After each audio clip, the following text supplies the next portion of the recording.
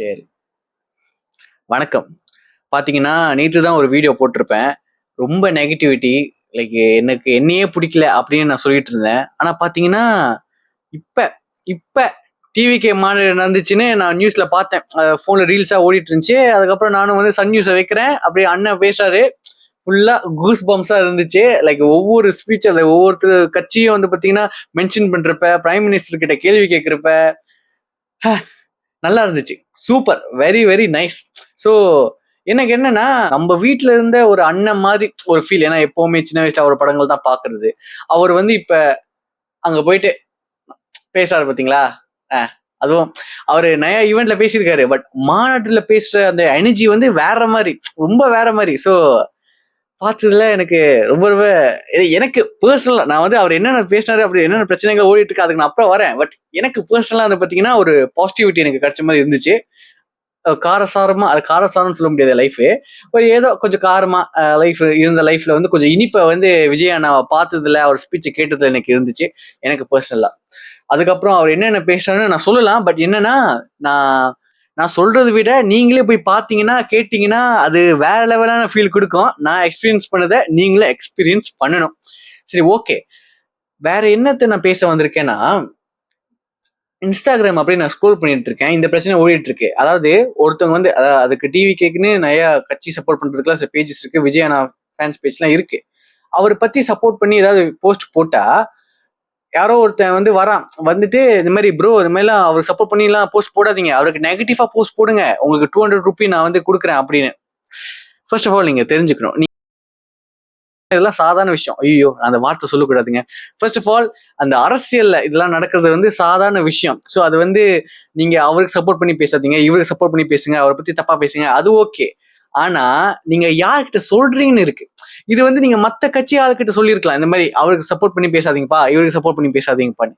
நீங்க நம்ம விஜய் அண்ணாவோட ஃபேன்ஸ் கிட்ட கேக்குறீங்க. அதாவது டை ஹார்ட் கோர் ஃபேன்ஸ். நம்ம வந்து சின்ன வயசுல இருந்து பார்த்து புடிச்சு அவர் வந்து மேடையில இருக்காரு. அவருக்கு சப்போர்ட்டா இருக்கிற ஃபேன்ஸ் கிட்ட போய் இந்த மாதிரி அவருக்கு சப்போர்ட் பண்ணாதீங்க, அவருக்கு சப்போர்ட்டா ட்வீட் போடாதீங்க, அவருக்கு சப்போர்ட்டா போஸ்ட் போடாதீங்க அப்படின்னு சொல்றீங்க. What bro? Bro what uncle? It's very wrong uncle. அப்படிதாங்க இருக்கு. யார்கிட்ட பேசிட்டு இருக்க? தம்பி தம்பி நீ மத்த கட்சி போப்பா போப்பா போப்பா போப்பா என்னப்பா பேசிட்டு இருக்க? என்ன நடந்துட்டு இருக்கு? என்னப்பா நினைச்சிட்டு இருக்க நீ மனசுல? எங்களுக்கு யாரு நினைச்சிட்டு இருக்க?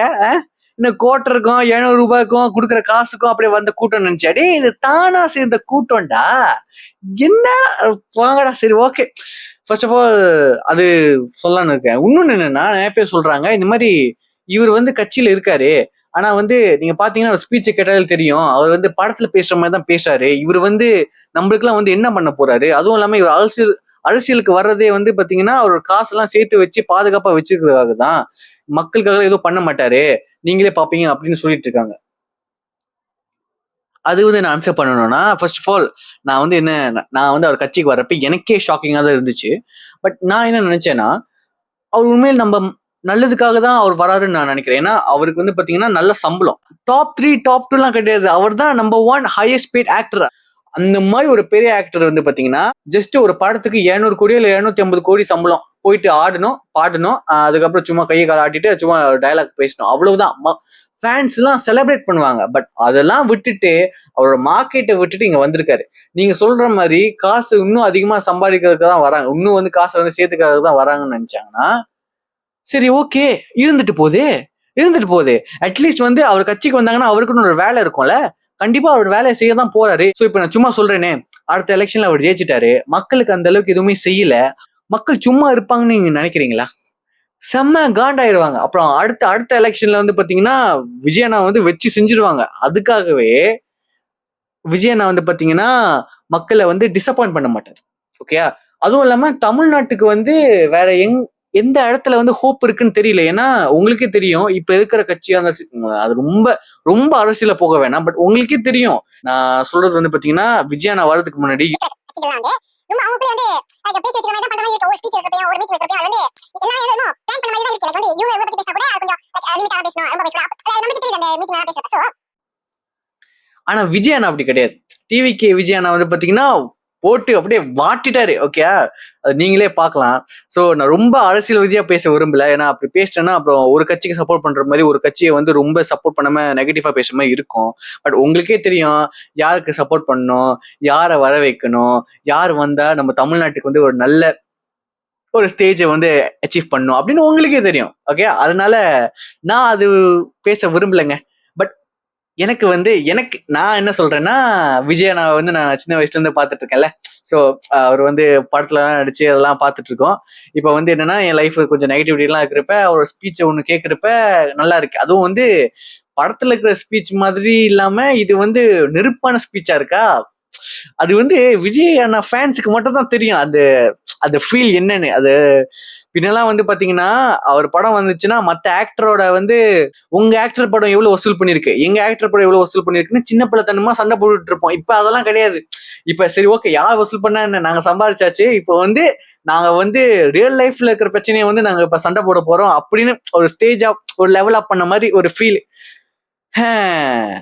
ஒரு நல்ல ஃபீல் கொடுக்குதுங்க. என்ன ஃபீல்னு எனக்கு சொல்ல தெரியல. எனக்கு ஒரு நல்ல ஃபீல் கொடுக்குது. ஏன்னா வந்து அவர் கட்சிக்கு வந்தாலும் வரலனாலும் எனக்கு நான் இங்க இருக்கேன், ரொம்ப தூரமா இருக்கேன். லைக் நான் இந்தியால இல்ல, தமிழ்நாட்டுல இல்ல. அதனால வந்து அவர் ஜெயிச்சாலும் ஜெயிக்கலனாலும் எனக்கு எந்த ஒரு இம்பாக்டும் கொடுக்க போறது கிடையாது. பட் என்னன்னா அது ஒரு அது எனக்கு சொல்ல தெரியலங்க. அது எனக்கு சொல்ல தெரியல. சரி ஓகே, அதான் அந்த வீடியோல தான் சொல்லலாம்னு இருந்தேன். எனக்கு வந்து நெகட்டிவிட்டியா இருந்தேன் என் லைஃப்ல. விஜய் அண்ணா வந்து ஒரு மாநாட்டுல அவர் ஸ்பீச் கொடுக்குறப்ப அதை கேட்டுட்டு பாசிட்டிவிட்டி கொடுத்த விஜய் அண்ணாக்கு ரொம்ப ரொம்ப நன்றி. அவ்வளவுதான், அதான் நான் சொல்ல விரும்புறேன். அதுக்கப்புறம் முக்கியமா அவரோட ஸ்பீச்சை போய் கேளுங்க. சூப்பரா பேசியிருக்காரு, வேற மாதிரி பேசியிருக்காரு. அவ்வளவுதாங்க. நன்றி, வணக்கம், bye. What uncle is very wrong uncle.